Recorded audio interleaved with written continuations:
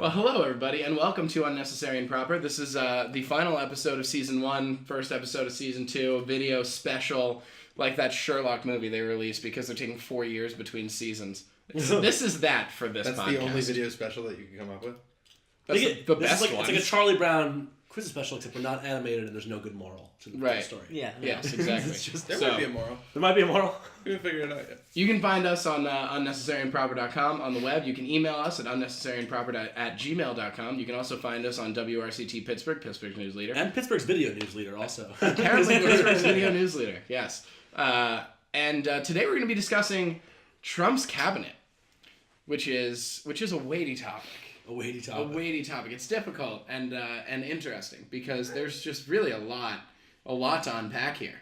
So I don't know if where we want to begin. I've got an interesting one to start with. So it's, I guess, kind of historically uncommon to not fill your big kind of foreign policy, Secretary of State, Secretary of Defense positions early in the kind of the cabinet selection process. And so he has not chosen Secretary of State yet.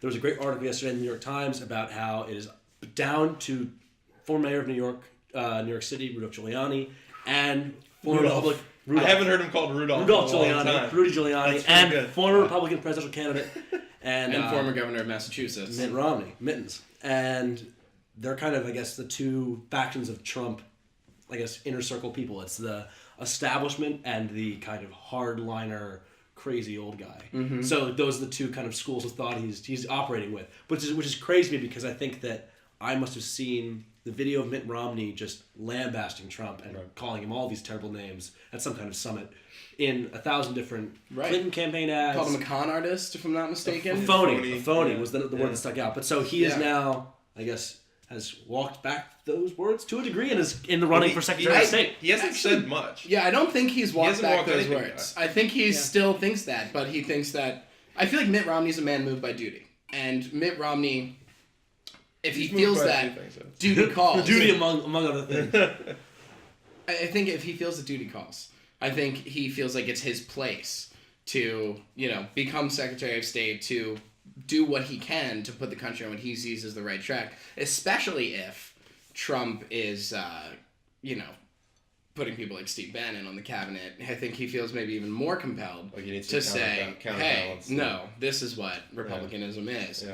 Also, I do want to say, I think Mitt Romney has really benefited from, the public image of Mitt Romney has benefited tremendously from Trump's campaign. I think every liberal on the face of the planet who railed on Mitt Romney is like, man, I miss Mitt Romney. Yeah, I'll speak for myself. I mean, he of the two, by far, I'd rather see Mitt Romney take the helm. You can make a stronger argument than of the two. Of many, I'd say of many potential picks that Trump. For Secretary of State. Okay, but your perception of him generically, kind of as a politician. No, I think he's fine. I mean, no, it's obviously since the election, his since 2012. Yeah. Yes, my perception of him has shifted.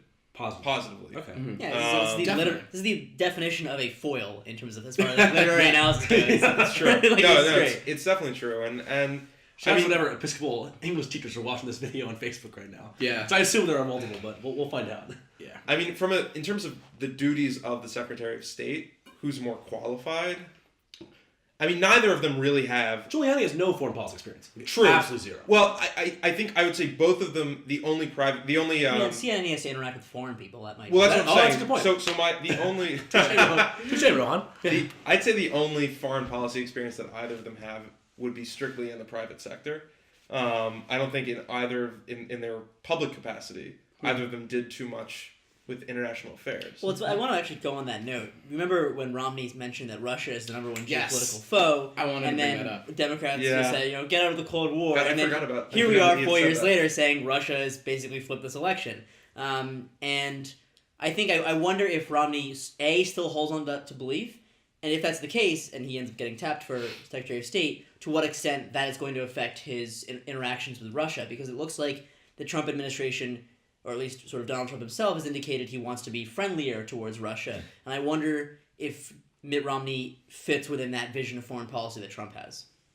Yeah, I mean, I'm not sure about that, but what I sort of read, and what I'm seeing from Trump has just been absolutely enigmatic since his election. We've seen him walk back things like his, full-throated will absolutely repeal the Affordable Care Act to like, yeah, man, we'll keep a couple things, I'll have an open mind, to, there's probably some link between human activity and climate change. Yeah. So like he's sort of almost like, and it's funny, I heard, I saw a post from 4chan. Wow. So. Okay. Really elevating the discourse here. Prepare yourselves. It was Trump is a moderate disguised as a radical. Mike Pence is actually just a radical. Straight up. Yeah. Straight up. And it's just interesting because I see some of Trump's moderate views coming out. And it's really interesting because I have no idea what he's going to do as actual president. So he might be more sympathetic to Romney in his heart of hearts, despite being, outwardly very tactically different from Mitt Romney. And so that's why I sort of see maybe he would enjoy having Romney.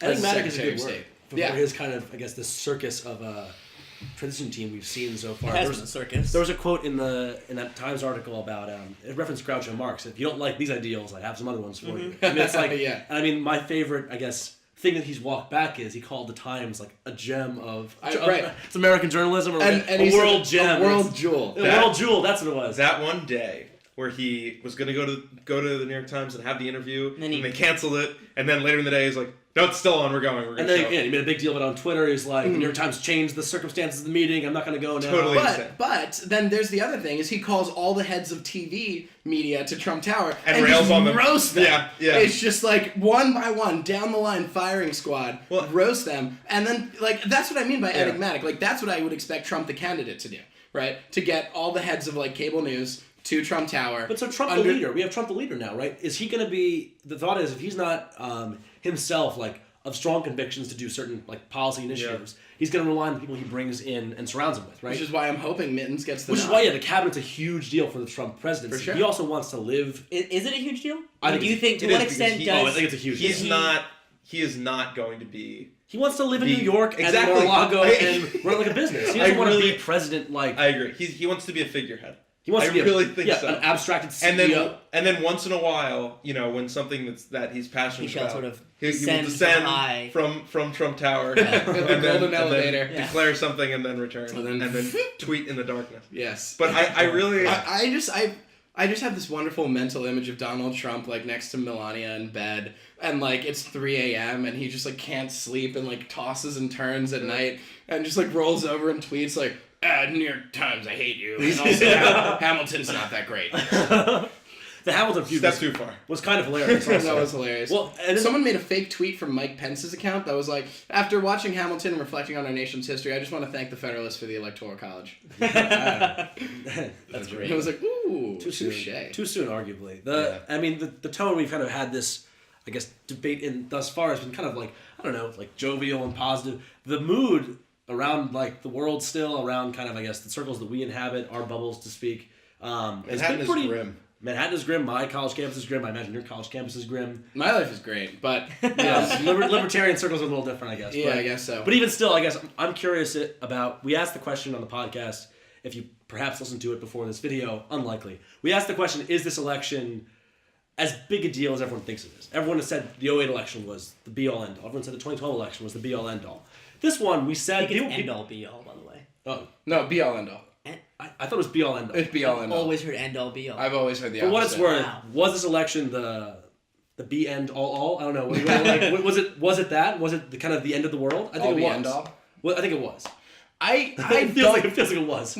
No, I don't think so. And here's why. Is because we've said that every single time. I heard in the Obama, it's like, no, this is it. This is our generation's opportunity for hope and change in 2008. Obama in 2012, it's like, we don't want to go back to the failed policies that gave us the recession. And then this is like, every candidate or every like presidential campaign manager's job is to make this seem like life and death because they need to turn you out to vote. And so, and so I don't think this one actually is. And that's why I am proud of my choice to vote third party, because... It comes out. It comes out. It always leads back to it. Because I made the right decision. I think I did still. No, you know what? Because I have no faith that we're going to get better candidates in 4 years. Do you know what I mean? Yeah. No, well... Unless like a Cory Booker, Paul Ryan comes out of nowhere, in which case it's not out of nowhere. I'll be the I happy don't think it's out of camper. nowhere at all. But I would say do you this. think the Republican base that just elected Trump or nominated Trump is going to give the nod to Paul Ryan, and the Democratic base that elected Clinton is going to give the nod to Cory Booker? I think it's early to say. Like I think we thought really Jeb, have we to thought see. Jeb was the Yeah. Think about where we Jeb were. was going to be the guy. Think about where we were 4 years ago. Are you who we thought Jeb? we were, Don't make fun of my exclamation point. I love that. So you have scorned my son Jeb. So too have you scorned me. what I think is, when Obama won in 2008, I think that I think it comes from, which side of the fence we were on at that time versus which side of the fence we are now. So, like, for instance, when he won in 2008, I was as excited and happy and joyous and optimistic then Pans in the streets. as I am depressed, scared, horrified, But this is the first as I time am now. And so I think that in terms of gravity, I think that it feels the same. Like, wouldn't you say? Feels different to me, but Kyle. I think people I think this saw is the Obama. first time that our generation of mostly liberals has lost an election since we've Yeah. been politically Yeah, that's conscious. true. So I felt devastated when Obama won in 2008. And then when the Affordable Care Act was passed, I was even more devastated. Our good friend Mark Herzog had to console me as I was crying into our grammar book in the halls of the Episcopal Academy. Wait, when the ACA got passed, you cried in high school? It also happened to be the weekend my first girlfriend broke up with me, so just bad news all around. I hate when people are covered. Healthcare covered reform for and my bullshit. relationship ended. Killer. Terrible. Killer. So, I anyway. think it's actually the way I've been feeling with this election. First was it's very much still sort of a state of disbelief, like this is seriously happening. But I think I've realized my reaction has kind of been what I imagine how libertarians react to every single election Or like, event. or event We ever. didn't get our way! Shocker. I No, just but have to you've imagine never gotten your way. like We got our way. libertarians are very much You know what used I mean? to like, all right, another candidate who doesn't care at all about civil liberties. Here we go again, and it just like it's sort of like, okay, look, another guy who's. I mean, just that's what it is to libertarians. Yeah, I mean, So the think that's Obama why- administration executed an American citizen without due process. We have not gone into Anwar al-Awlaki on the podcast yet. Hopefully We will. haven't. I hope we do as well. But and his 16-year-old son. But Yes, but I mean that happened, right? Oh, I mean, yeah. huge. Once it happens once, it's like terrible for precedent is set, yeah. civil liberties. Well, Kyle, I mean, one of the things that I think has gotten lost in the noise post-election is a postmortem of Gary Johnson's campaign, and I think that this was a year for any third party to really like step up, come to the plate, like, go to bat for the American people in a way that the two major parties hadn't. Yeah. And I mean, maybe it's still too early to call, but I think Gary Johnson, I give him a big fat F. A huge failure on his part to really take the candidacy seriously. Yeah. And present himself as a viable option. He bombed. He totally bombed. Well, There was a point, Kyle. There was a point where he was earlier like, on. he's a viable third. Well, like, he's a legitimate third. He was at path. 11, 12, almost 13%. He was never going to win. His peak He was never going to win, but his he peak was 13% national, I believe. If he had gotten into the debates, I think Huge difference. Yeah, if the Gary Johnson of that moment, before he kind of crashed and burned, if he had gotten into the debates and done an excellent job, I think he might have been like a rock That's star. It's a big. Yeah. Of course, it's a big if. But I mean, the onus we were was seeing on that him. future as the more likely future, or as the most likely it had ever been. Yes. And Because the stage was set. the stage was set, absolutely. And Two I think if the ticket were historically reversed, unpopular candidates, if the ticket were reversed and it was Weld Johnson, Yeah. I think it would have been a much different story. I don't know anything about. Bill Weld. Bill Weld corrected Gary Johnson's flubs a lot of the time. And the thing is, I think if you guys recall a moment about 2 weeks before the election, I was like, oh man, I'm really bummed out about Gary Johnson. Yeah. Like I walked back a lot of my enthusiasm for him. Yeah. I You still were, voted and you for were him. a diehard I was Gary very Johnson fan. into Well, Imagine I how mean, everyone I else thought this felt. was the moment. Like, we don't have to imagine. We can just look at the polls. His support went from 13, 10, 9. I think nationally he got Well, that was expected. I mean, that 4% trend. of the The vote. trend. That trend is, you're right, is expected, but he Oh, could look, have of capitalized. anyone, he had to be the most professional. He had to be the most well spoken. He That's the had to thing. be the most, Yes. most down to earth, right. approachable. And he just completely, And he just completely dropped the ball. So yes, he did. what are you gonna do? I think we You can know? do. Maybe we can do a campaign postmortem after this. But what looking I forward do to want to get reading back the- to is Trump's cabinet. Yes, actually, I have a note on that. Please. This technically isn't a cabinet position. Actually, maybe no, it's not. It's not an official cabinet position. But Nikki Haley Yep. was tapped Yeah. to be UMN ambassador, and I think it's actually this seems like honestly like a move out of House of Cards because Nikki Haley, remember, She's the governor or opposed- former governor? Now she's former governor. She's currently the governor. Oh, she'll resign. But she'll have to resign that, and because I think she's North Carolina, South Carolina. So Nikki Haley was against Trump.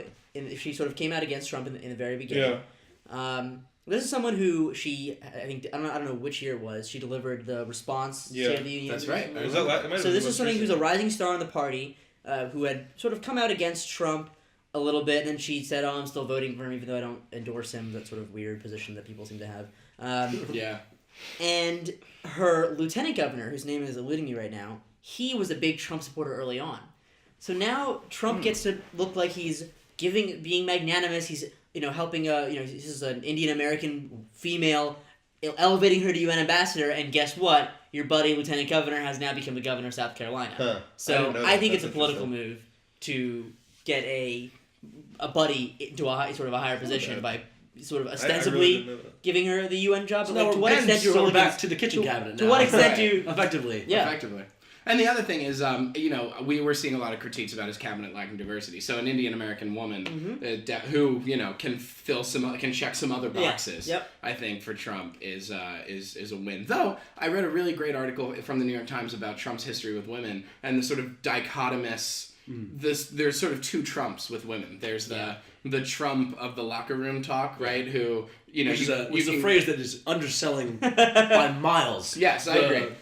None of us disagree. Yeah, so and what he's done. The sexual assault talk. Yes, the sexual assault and talk. action of Donald Trump. And and the other Trump who is, and then the other Trump who elevated women, in a merit-based way, elevated women to leadership positions in his companies, took them seriously, gave them a lot of responsibility. You mean like other human beings? Oh my God! Treated them as real human beings. What a thrilling concept. But I mean, happened to be progressive in the face of his dad, who was just outright sexist, saying you shouldn't have women in leadership positions in your country, and Trump going to bat and saying no, she's done an awesome job, and she deserves this position.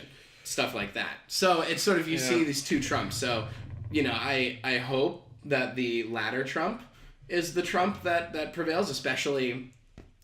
In the leadership position he now finds himself, but obviously skeptical, as we all have every reason to be. As much as I wanted to delineate the Trump from the latter and the former in that sense, I mean, he's proven himself time and again to be just kind of this amorphous, enigmatic, if you will. Enigmatic is a friendly way to put it. I was gonna say slithering, just operator who is he's a real estate guy. That's kind of his shtick. He's gonna sell real estate. He's gonna make deals. That's kind of his vibe. Snake oil. He's gonna say what he needs to say to do what he needs to do in even the short term. I'm not even sure he considers the medium term. I think there was no one who is more kind of disappointed about winning the election than Donald Trump on election night. His life is going to change in materially worse ways. Absolutely. Sure, he won. The Trump brand is hot in his words, but I think that his life is going to go from just sitting in Trump Tower, counting money, dictating what he wanted to happen, to now he has to make decisions. Scrooge McDuck. Well, that's why this cabinet's very important. Because exactly. I think never before have you had somebody come into this office who wants to be a public servant less. Right. And has less experience in being a public servant. To what extent do we know stuff about Secretary of Defense? Because I think that's going to be really important. Wasn't it? So Flynn is the National Security Advisor. Flynn is National Security Advisor. But I don't remember what the short list was. So New York Times compiled a short list. He named James Mattis as Secretary of Defense. Oh, okay. And how recently was that? That was I totally that was 2 days ago. Okay. And I don't know very much about him. I'm sort of skimming this Washington Post article right now to try to get some stuff. But from pretty much everything that I have gathered and have just read, fresh take. We don't do this for a living. We don't. Yeah. This is a purely recreational podcast, but it seems like he's pretty hawkish. He seems to be very. Nobody was surprised. Yeah, very bullish. Yeah, I'm not surprised at all. But he seems to be sort of in the mind of Trump's campaign rhetoric on ISIS. Okay. And we will carpet bomb ISIS strategically. Yeah. Well, he knows more than the generals. I've got a plan.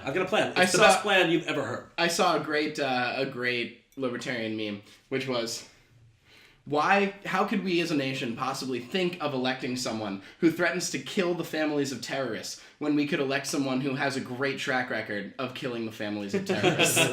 And so I think you really were 6 of one, half a dozen of the other when it came to hawkishness on ISIS. I really don't think there was much of a difference between the two candidates. I disagree. Here's why. You look at the lasting legacy of conservatism in foreign policy is neoconservatism. Mm-hmm. Well, sort of the Bush administration neocons. Mm-hmm. Cheney, if you will. Sure, Cheney. Yeah.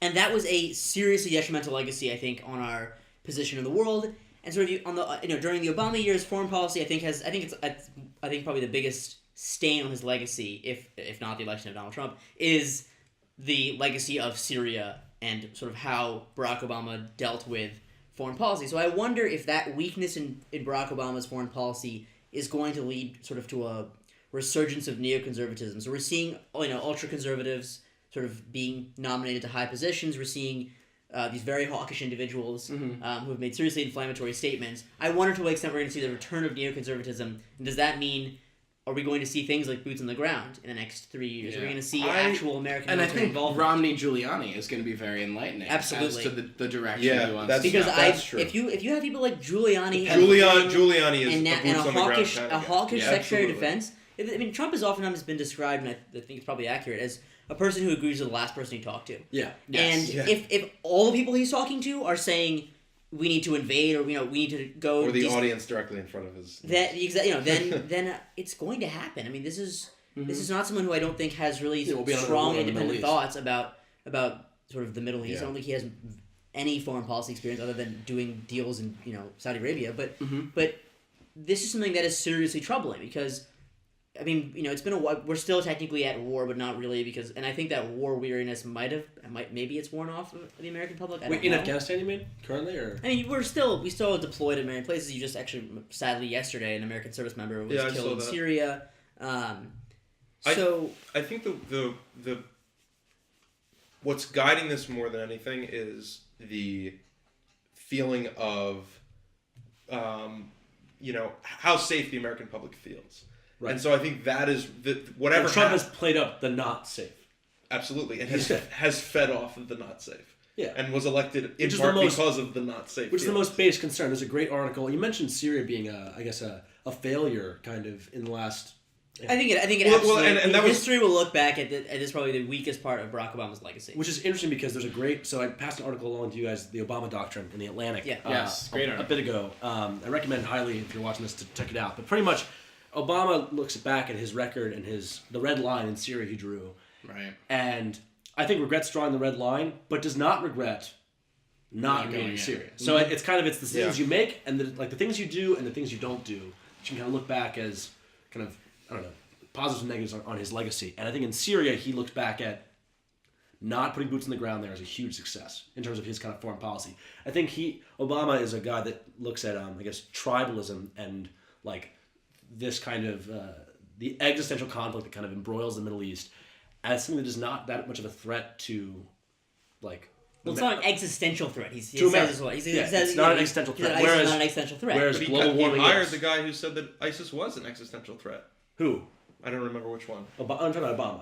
Obama's policy. But and the counter is that the things that are existential threats to the American way of life and the American kind of American future is global warming. That's top of the list. Sure. But so with Trump, I think that kind of what got him elected partially, but kind of there's a lot of things that got him elected, but among them, people who think that ISIS is an existential threat. Yeah, that I'm walking in the street and I'm at risk of dying of a terrorist attack any moment. That's Yeah, and I think there's obviously, if you look at any study, the likelihood of that happening is lower than getting hit by lightning. But the point is, maybe there is to what extent are people will another if and sadly when there is another terrorist attack on American soil in the next 4 years, which I think is just a fact.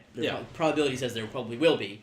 To what extent will that trigger a serious military response from a neoconservative Trump cabinet? This is something I think Kyle and I said. Maybe you guys have said too over the past few months. Is that foreign policy is our sort of biggest fear about the power of the presidency? Yeah, because especially with the sort of the diminished power of the War Powers Act, the fact that we have serious precedent from both Bush and Obama with going to war without really having an authorization, but Right, without and- congressional approval. To what extent are we going to see More of that. More of that. Yeah. You know, if you can claim the authorization for use of military force against Al Qaeda to fight ISIS, how is that going to be any different when Trump says, I want to go send troops to fight ISIS? I mean, I think even if he does pick Mitt Romney, who I think will be the tempering voice in those kinds of conversations, to wait. Well, certainly compared to Giuliani. Yeah. What worries me is just kind of what he did with Bannon, and kind of it's like, oh, well, you're not going to be chief of staff, but you'll have a voice at the table. You know what I'm saying? I think that Giuliani, just having been in the position that he's been in this kind of in Trump's like hive of people. Yeah. Not a hive I want to be in. I just think that, you know, I don't know. I think his voice is going to be heard, and I think he is certainly one to push for involvement. Well, Trump has said to the media that he was really impressed by Romney. Apparently, Romney is leading the pack for Sec State.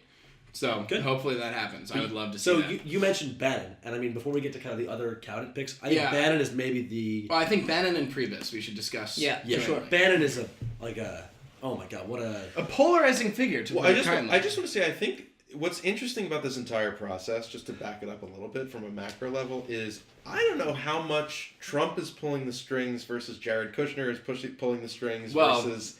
let's talk about that after all Bannon, of the, these other... That is wild. But for Bannon first, I mean, let's talk about Nazis. And the fact that we have to talk about... The fact that we talk about Nazis right now. The fact that it is 2016, you know, Hitler committed suicide how many, like 70-something years ago? We're still talking about Nazism here in America. And we're not just talking about, there's a rally in in Illinois. We're talking about people who are affiliated with Nazis having serious positions of leadership within the Trump administration. Mm-hmm. That is horrifying. Sure. As the most Aryan among us, I'll just lead the kind of the discussion. Actually, technically, I am. We're gonna go with the true definition of Aryan. But I mean, so there was a meeting. So if you've read the news, if you've followed The Atlantic, are you German? Captured this. Do you have? Are you German? I am. Yeah, I'm a quarter German. I'm a quarter German. You don't see just blue eyes. I look more German than you. So The Atlantic captured a video from a DC rally. Yep. Of the DC meeting. It was a meeting inside the Ronald Reagan Hotel. Yep. Yeah. Of the alt-right. And there was some... Also known as white supremacist neo-Nazis. Yes. And there was some... A rose by the end of the name. Honestly, coded language. Like, it wasn't coded. There was just some language. It was straight up language. When you quote the original German, you describe the press. Right. Yeah. Nazi terminology. Coded is, I think, a stretch. I didn't hear this. So the guy ended his speech. Hail Trump, hail our people, hail our victory. And people were in the air. Full on Nazi. The video, you'll watch the video after this. Am I going to want to see this? No, it's not that bad to watch. It's horrifying. What are you talking about? It's horrifying. It's horrifying. But nothing bad is... I want to see it. Am I going to be... No one gets hurt. Yeah, that's what... No one gets hurt in this video. That's a low bar. But my sensibility... No one dies. Your sensibilities will be very offended, but I just it is ISIS worth your beheading time. video. You cut me off. I'm saying it's not that bad to watch relative to the actual importance it is to, I think, see this in the flesh. Yes. Is what I was going to say. Yes. Because I think it's very important to actually look at people. And so one clip is the guy does the, the full-on thing, and someone runs up to him, taps him on the back, and I'm like, oh, okay, they're going to be, not cool. And the guy's like, and I'm like, oh, no! And everyone else doing it in the room. Alright, hold on. This is to be clear, is it a sensationalist pocket of people? No, that's the thing. How many people were in this thing? Oh, this is a crowd. A couple hundred. It's a packed room, but all that matters is, the only upstream that is relevant is that the alt-right, by any name, white nationalism, fascism, white supremacism, white supremacy rather, alive and well and emboldened. But here's because Breitbart, which is a news organization, was the propaganda arm of the Trump campaign. Bannon has called it a platform for the alt-right. A platform for the alt-right. He has. Bannon is a former executive, founder of... Bannon? Here's my question about Bannon. Bannon is the former CEO of Breitbart. Yes. But Bannon is Bannon is an enigma to me, because is he this guy? Is he an alt-right guy? Yes. Which is great because the guy went to Harvard Business School. He worked in Wall Street. He was a film producer. He did all these things. Yeah, good counterpoint. The Univon went to Harvard. No, I get it. I don't think where you go to school means What I'm saying is he didn't seem like this guy doesn't have the track record of like a Looney Tune. You'd be surprised. You're right to some extent. But to degree, yes. He also has a history of, I guess... But Mike, I'm surprised to hear you as the voice in the podcast sticking up for Steve Bannon. Yeah. I'm trying to be... Oh, that sounded like a stop recording just there. Oh, I'll check on it in a second. But either way, I'm trying to be optimistic. He has a track record of I think not. I want to say domestic abuse. No, domestic abuse. Domestic abuse, anti-Semitism on the record. I'm pretty sure. Yes. Off the record anti-Semitism, from what I. The best kind of anti-Semitism, the off the record. For what it's worth, in the Times Fair. meeting, Trump was asked point blank about the Nazi meeting about Steve Bannon. He said, I think the quote was, "If I thought Steve Bannon was for a second alt-right, or for a second these things, I wouldn't have hired him." Right. Which is kind of a wild backward because statement. Bannon is on record saying he's Breitbart is a platform for the alt-right. Breitbart's on the platform, it's a platform for the alt-right. You need to think of the context of that, and because when I read that, I was like, oh, that's a reassuring thing to hear. But Trump is in a room full of New York Times reporters in the New York Times building. Of course, he's going to reassure liberals. What do you think? That's true. You know? He does want to walk out of there alive. Here's one of the more upsetting things I've heard Steve Bannon say. Was in a conversation about Silicon Valley CEOs being more not white, basically. White. This is something that this was a crazy one. Well, he's talking about specifically Indians. He's talking about South Indian South Asian and Asian. No, he said South Asian specifically, okay. which means Indians. Yeah. Was it not? I think it stopped briefly. So, welcome back. If you're watching the video, the podcast is uninterrupted. But we're talking about Steve Bannon and... We'll put in a big picture of like a cast. So back to the thing though.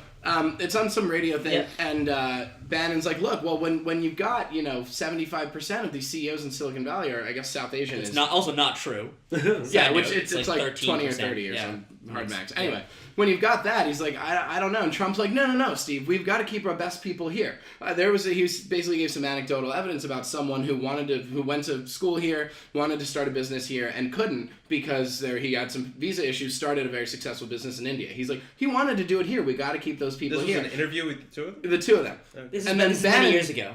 Bannon cuts back, and Bannon says, it's not, your economy is not just your economy, man. It's also like society. And I just don't think we can have that many Asian Americans or South Asians or what have you. And when I heard that, I was like, here we go. Well, I was like, this guy, whoa. So he's certainly not great. And I think he is... In the mildest of terms. I think he is... I have some serious concerns with him, having, Trump's left ear, as it were. And I'm glad we got Reince to have his right ear. Kyle. Are you, though? Because I don't think Reince's purpose, all he cares about is just... Like, what does he care about? He cares about making Republicans happy. Republicans, exactly. Let me tell you something. That guy was a Kushner pick. And this is what that's why I brought that up when we started talking about Priebus and Bannon. So fill in the audience. Who is Jared Kushner? Jared Kushner is Donald Trump's son-in-law. Mm-hmm. Married to Ivanka. Yeah. Now, notably, Ivanka, Jared Kushner is notably Jewish. This is an important fact. He is Jewish. Because of the anti-Semitism of the alt-right. And Ivanka converted to Judaism, for him, essentially. And probably much to Steve Bannon's chagrin. And another very important thing is that Breitbart, the organization, was started by a man named Andrew Breitbart. Mm-hmm. And Andrew Breitbart is Jewish. And he started Breitbart to be a pro-Israel publication. It was a pro-freedom, pro-Israel publication. He died suddenly of a heart attack in 2012. And that's why Breitbart has become what it is. But Breitbart was a pro-Israel, pro-Jewish... publication. You had my only point about Kushner was that it's just been, and it's been very interesting to see kind of this assembly of people around Donald Trump that in part Donald Trump has assembled himself, but in part that have just kind of fallen into this position just because of association with the family or I don't know how much is going on when it comes to fault. You're right. They're obviously deliberately putting themselves in the situation. Well, it's so funny. Kyle had pulled up an article earlier about Ben Carson possibly being HUD secretary, and it's like housing and urban development. Yeah, but first of all, what does Ben Carson know about housing? He owns a home. True. I think it's probably going to be it's a huge prerequisite for that job. I would hope so. He might own 2 homes. That would be doubly qualified. Exactly. To what extent are we going to see just base? I mean, the cabinet selection is always some level of kind of like cronyism. There's always that kind of thing. I mean, to what extent is that going to be really going on? With people like Ben Carson being eligible. Well, it's not. This is my point. It's like it's not. I think it's not just the cabinet. Like I don't know if Kushner's going to end up in an official position. I don't even know if legally he can. But I think that it's not just the cabinet, it's also these kind of ancillary people, like Peter Thiel. Peter Thiel's not going to be in a cabinet position, at least I don't believe so. I don't know if he's going to make him anything. Secretary of the Treasury. Wait. Can we not, please? But that's an interesting. Did you see? He's putting together kind of a coalition of Silicon Valley CEO, like-minded kind of libertarian minds that should make you happy to a degree. Peter Thiel's got some other loopy ideas. I'm still with countries him on in the the ocean. Gawker thing, but we talked about this. We did. Yeah. We've already had this discussion. If you're curious to listen to our Gawker thoughts, find us on the website. There's a lot of interesting media stuff going on now that we can talk about, I think, ad nauseum. In a different Ben topic. Carson for HUD secretary. But yes. I mean, all we can say is he owns a home. That's it. And what's funny is he dropped out of the running for Department of Education because he thought he was... Quote, I'm not qualified to contribute to the government in a capacity. Yeah, but you ran for president. Yeah. That was the best Onion article. Yeah, which was just Ben Carson has no memory of running for president. It's like an interview. It's like, well, you said you dropped out of education secretary running because you had no experience. What about those 10 months you spent running for president? He's like, no, I don't remember that. It's like, you spent 10 months running for president. It's like, that doesn't sound like something I forget. Yeah, it wasn't me. It was, someone else, my evil twin. But anyway, so yeah, I mean, where Ben Carson ends up is weird. The fact that Chris Christie got pushed out of leading the transition team because he's a hard man to push, too. I mean, that's pretty impressive. Yeah. I was waiting for it. Because he prosecuted, back when he was the Attorney General for the state of New Jersey, he prosecuted Jared Kushner's father. Yeah. Really? Yeah, that's why he got pushed out of that position. I did not know that. For those curious, also, Kyle's dog Hudson is dying to be the fifth member of the podcast right now. He is. He's pawing at the window. Yeah, but he's very upset that we're not letting him in. But anyway, so all in all, I mean, maybe we should... Much like Chris Christie.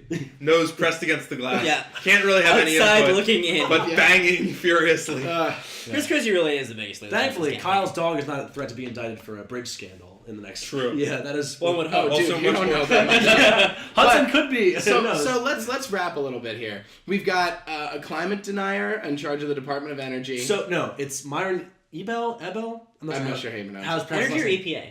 EPA, I'm so sorry. Yeah, but he's head of the transition team. He's not... So yeah, he's not the guy. He's not the director yet. Yes. Right. Which is something that I brought up with my dad, who's an environmental lawyer, and he was like, it's not done yet. Like, the EPA is not there yet. And my dad does work for the EPA, and he says that, like, people in the EPA are not super concerned yet that all of a sudden the EPA loses all of its teeth and, like, kind of falls apart. What about Sarah Palin as Secretary of the Interior? That would be, honestly, Drill baby drill. perhaps more concerning for the climate. But with Myron, That's wild. Myron Ebel, this noted climate change denier and just kind of lunatic, just isolated in the void, he is currently heading the transition team for Trump for the EPA, and I hope is not his director pick, but Lord knows. Lord knows for and we sure. haven't. The Supreme Court could be a whole different conversation. The list of people he's released for the Supreme Court. But Well, yeah, to wrap it up, Jeff Sessions yes, is the last one I think we have to talk Alabama about. senator, correct? Alabama senator Yep. who was previously the Alabama Attorney General, I think, and he was tapped by either Reagan or Bush Sr.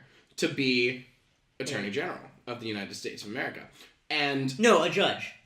oh, you're right. I'm Nominated sorry. It was for a district judgeship. judgeship. You're totally right, Rohan. It was a judgeship. And at that time, Senate Republicans said no because he's too racist. Well, he made a racist comment, And the right? racist Yeah. comment he made was he was like, I thought the KKK were fine until I found out they smoked pot, which is just concerning for so many I reasons. thought my understanding of that comment, it was like an offhand, like it was sarcasm, like they Yeah. were fine until I found it, like it was like Well, that's how offhand. he walked it back, but that's Yeah. how Trump has walked back so many things as locker room talk. But hey, keep in mind, Trump is president-elect. So Jeff Sessions for AG. right, not that weird. That I think. I mean, given that we're living in a twisted universe now, like, anything's possible. Right, Anything right. goes. I have two sort of final comments on this. Sure.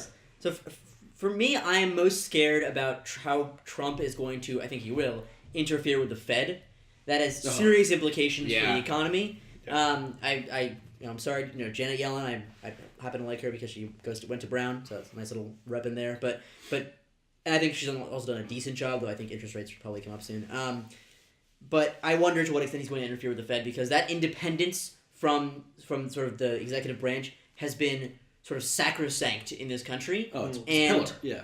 it's going to be very scary to see if he influences the Fed. My final thought on this is all this discussion we've had is more proof as to why the federal government is too powerful and executive branches are unconstitutional. Yeah, I agree. I mean, these Not people. That's we definitely shouldn't- not true. We shouldn't But too be- powerful. Way too powerful. I mean, we shouldn't be, I think, living under the shadow of one bad cabinet appointment, We shouldn't... we shouldn't have to fear this the way we fear it. And our government was set up so that the people who ran it were not existentially threatening to us. Is that a reflection of the, I guess, extent of federal power or the nature of, like, the political dialogue right now? Yeah. I think the government should be so weak that no one person or group of people should be able to mess with us. But then nobody's going... If people weren't... The argument make it weaker falls on deaf ears to me, and we should talk about it at some point, about, like, just weak government versus strong government. Well, I think the selection at one time, just one?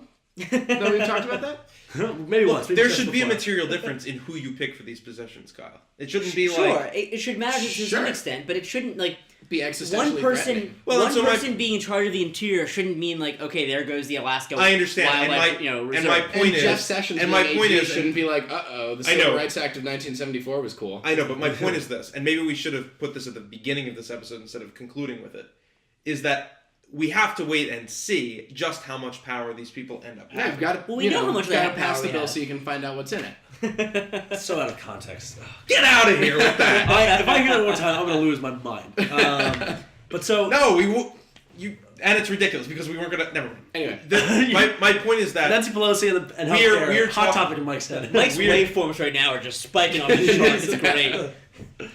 We're talking about this as though it has gravity because we've been told that it has gravity and because it's kind of the way that everybody has been talking. To your point, the dialogue this entire election has been, oh my God, it's the end of the world. No. And now the end of the world, the devil is in with all of his minions, and what do we do? The dialogue is one thing. I care less about the dialogue relative to your question. It's more about, like, where the parties are and where, like, the line is drawn between the parties ideologically. That's, I think, what is kind of relevant to this kind of debate of who is getting these cabinet spots. But Rohan mentioned the Fed being his biggest concern. Mine's the climate, hands down. Absolutely. Like, climate's a big loser this election. Because the voice... Brutal. The Earth and all humanity. Huge loser. Huge loser. Well, just because it doesn't have the immediacy... Also 2016 in general. Yeah, this year's been terrible. But it doesn't have the immediacy or the kind of powerful lobby that I think some of the other interests have. Even unemployment and people's jobs and things like that. Like, at least people are more inclined, I think, to run and scream in the streets if they have no money versus if somebody's tearing down a national park to open it up for drilling or something. What are your closing thoughts? Closing thoughts are the government's too big. No one man should have all this power. What else and is there? even though these picks are what's making me say that now, I've been saying that forever. Kanye said it first. I've been saying that, in the Obama years. I've been saying it retrospectively about the Bush years, where, tyranny of the majority. In this case, the majority backs someone you guys don't like. And I don't like also, for that matter. But tyranny of the majority is something that should be safeguarded against. And I think it's so upsetting and frustrating to me that even now that Trump has been elected, liberals aren't really embracing this more limited government, more anti-tyranny of the majority, when all of a sudden the majority is turned on them in perhaps the worst way they could have imagined. Because I want to see where the tyranny takes us. Is it going to take us to... Is it really tyranny? It's going to be. It's going to be insidious. Absolutely. It's going to happen. It's tyranny because it's not what you want. And the scariest part of the bureaucratic... He's not saying that. My point is, I want to see what happens. And if it's real... If material... Everybody's saying it's going to be horrible. If it's horrible, I want to see what everybody's response is, and if we can stop the thing that is horrible. If the mechanisms of government, if the mechanisms of democracy are such that the voices of the people can ultimately, guide the course. Yeah, exactly. No, but the voices of the people guided the course. They've spoken. And Trump is now the president. I understand. No, he's saying, different from, like, who you elect. More of, like, all right, what do they do and how do you respond to that? So, like, the referendum on Trump's policies. That's kind of what he's talking about. If the man tries to deport millions and millions of people and starts taking steps to do it. I don't think he's going to do that. But here's the scary. If he starts doing things that are... Wait, hang on. Let Rohan... Wait, no, he was asking a question first. I want to... If he starts doing things that enough people are like, what is he doing? This is insane. We need to stop it. Are they able to stop it? And that's what I want to see. Well, there's a Muslim registry. We sign up. My fear right now is with the nature of sort of decentralized bureaucracies, when you've got sort of diffuse costs but concentrated benefits. If the people don't really, people don't really care that much about, like, the park, sort of down that way being torn down, but, like, a few people really care that, like, in a positive way that it's getting torn down, that these kind of bureaucracies can really weaken our ability to respond effectively because they're happening in such sort of decentralized or I mean, not even decentralized, but sort of very complicated bureaucratic ways that aren't very accessible for public response. That's why I don't like bureaucracy so much, because executives can just sort of, like, you can just sort of provide new notice and, sort of new guidance to your department. So you're saying the process of government eludes democracy? No, I think the process of federal bureaucracies is not conducive to the citizenry really being able to respond, because you've got notice and comment period. That just means the public gets to comment on your proposed new change to what your new interpretation of regulation is, and then what? Nothing else to happen. Like, there's no real accountability versus when a senator or a congressman is passing a bill and you are able to lobby that person and talk to them, because it's so much easier to send a deluge of mail to your senator and congressman than it is. You're worried about what he can do without Congress's. He's going to do so much without Congress. He can do so much without Congress. And the last 16 years has been setting the stage. Not even 16, 50 years. I mean, the last 16 years especially have really been setting the stage for this to happen. I'm looking for Democrats to really say, on principle, wait, the federal bureaucracy has gotten too big and too powerful. We need to rein it in. And guess what? They had the last 8 years to do it, and they didn't do it. And it's been like the last 84 years. Yeah. Well, to be fair. To be fair. Sure. Again, the process by which this bureaucracy and this kind of like overreach and imperialism of the executive branch kind of grows, I think it's a consequence in part of, I guess, obstructionism in Congress, for Obama at least. I mean, do you think he turns to the pen as much if, like, people are, like, breaking down walls to talk to him and make compromises? Saying that the GOP was obstructionist is certainly true. Okay. But also ignores. I just... Hold wait, on. Wait. I'm annoyed. I threw you a bone. I know. I'm annoyed It's at like, something. Kyle said something I wanted to say. Oh, let me cut him off before he disagrees with me. Go ahead, finish. Yes. That was very loud for the podcast. Yes. Well, yeah. While it is true, and while it is definitely a reason Obama turned to executive action, does not excuse the fact that he turned into executive action. I agree. And does not make Trump less powerful. I completely agree. And also, we're on the the note same of page. obstructionism, I want to just quickly say, obstructionism, it's only obstructionism when you don't like what they're doing. Right, and it's a valuable checks check on the checks and majority balances if when you do like like it, what they're doing. So Yeah. let's be clear here. Anyway. Fair enough. Let me be clear. All right. Let me be clear. This This has been the first video episode of Unnecessary and Proper. You can find us on the internet, on Facebook, unnecessaryandproper.com. And maybe YouTube. Maybe YouTube Yeah, I or don't know where Facebook, this is wherever going. this is going to end up. But we are also on terrestrial radio 88.3, WRCT Pittsburgh, Pittsburgh's news leader. News video leader. News video leader also. Sure. We'll see you hopefully soon. Thank you for tuning in.